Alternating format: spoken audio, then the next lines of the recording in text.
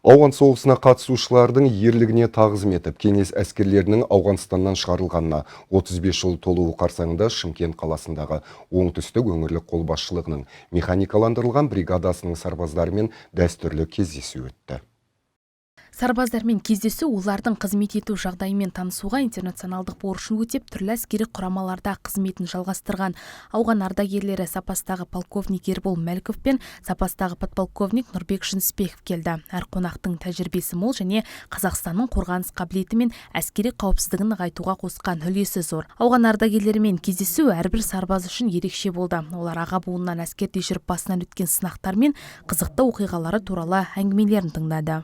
Шымкент гарнизон әскерлерінің басшысы әскери құрамада ардагерлерге арнап үлкен тарихи маңызы бар іс-шара өткізіп жатыр. Бұл іс-шара кеңес армиясының Ауғанстан жерінен шыққанына 35 жылдық мерекеге қарсы ұйымдастырылып жатқан нәрсе. Бізге бүгін әскери құрама барлық әскери қызметкерлердің өмірлерімен, қару-жарақ түрлерімен, әскери техникаларымен таныстырды.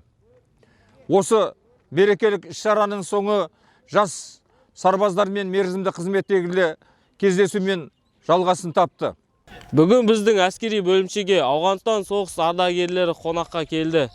Ол кісілермен сарбаздар сұхбат өткізіп, көкейде жүрген сұрақтарды қойып, толыққанды жауап алдық.